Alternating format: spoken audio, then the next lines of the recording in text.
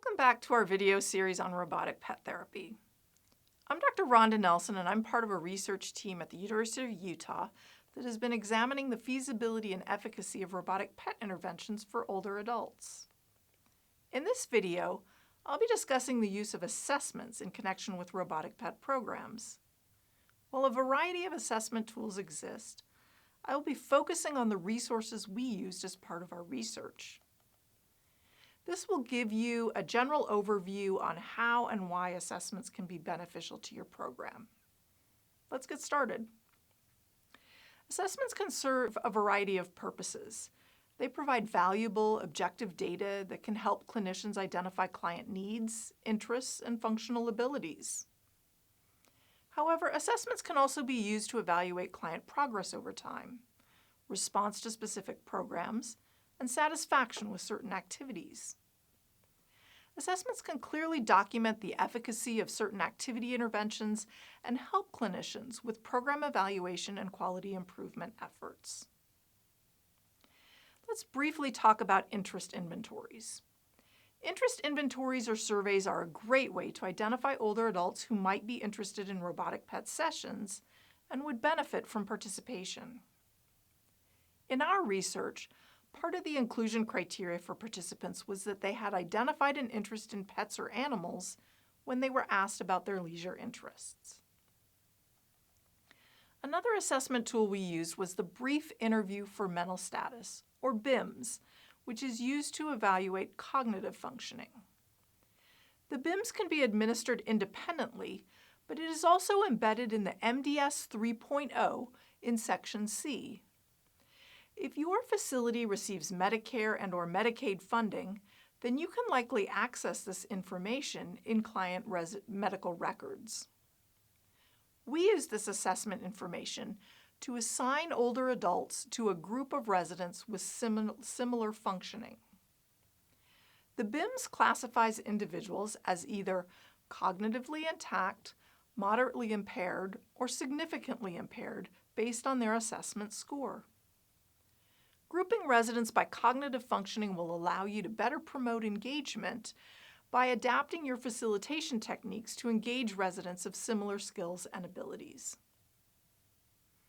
Since our research was examining the impact of robotic pet sessions on mood, we used a visual analog scale for mood. Visual analog scales are typically structured as a 10 centimeter or 100 millimeter line with descriptors noted on both ends. The participant then just marks where they fall on the continuum to indicate their response. On the scale we used, the two endpoints were very unhappy and very happy, and we also added faces to the scale to better assist individuals with impaired cognition. The assessment is scored by measuring the distance of the mark from the left endpoint, and that gives you the score. Visual analog scales are great for use with older adults since they are very simple to complete, and many individuals can provide accurate data despite cognitive and/or physical impairments. We had participants complete the visual analog scale at the start and the end of every robotic pet session. By doing this, we were able to document that mood significantly improved in the participants from the start of the session to the end, and this confirms the efficacy of the robotic pet intervention in improving mood. We also use the Engagement and Preferred Activities Scale, or EPAS, to measure engagement during robotic pet sessions. This assessment was developed by a team of recreational therapists as a way to quickly document how engaged individual clients were during RT sessions. Measuring engagement in activities is important since engagement has been linked to a variety of positive health outcomes and also shows that your clients are positively responding to your activity interventions. The EPAS assesses individuals in 3 areas: duration, attentiveness, and positive attitude. The clinician uses the percentage of time individuals meet specified criteria in these categories during the session. This yields a score of 0 to 3 for each item.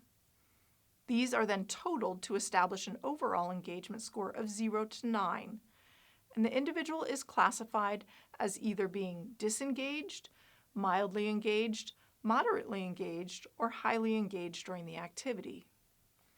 In our study, we found that participants at all three cognitive levels were highly engaged in our robotic pet sessions. To gather additional feedback on the robotic pet sessions, we also used a session evaluation survey. In our research study, we asked all participants 2 questions following each group. First, we asked, what did you like about this activity? And then we followed that up with, was there anything you didn't like? Asking for feedback immediately following an individual activity session is most helpful when working with older adults, since cognitive decline and memory issues create challenges for many individuals if you wait to ask for feedback later. While a few residents with significant cognitive impairment were unable to provide accurate responses to these questions in our study, some of them were, and all of the participants who were cognitively intact or moderately impaired were able to respond to these questions with really valuable feedback. This quick assessment really helped us gain better understanding of how the sessions were benefiting clients. For example, we found that individuals with significant cognitive impairment usually commented about how they liked the pets themselves. They would say things like, "Oh, I just really liked this dog." Or they would comment about the soft fur or the purring as the things that they liked about the activity. In contrast, in the groups with the cognitively intact participants, the feedback we got was that people really liked more of the social connections. They liked hearing everybody's stories, or they would say that they really enjoyed reminiscing about their own pets. This kind of feedback can help recreation professionals in structuring their future groups. Hopefully this video has given you some ideas on how you might use assessments as part of your Robotic Pets program. This video is part of a series, so for more information on our research in robotic pets, please check out the rest of our videos.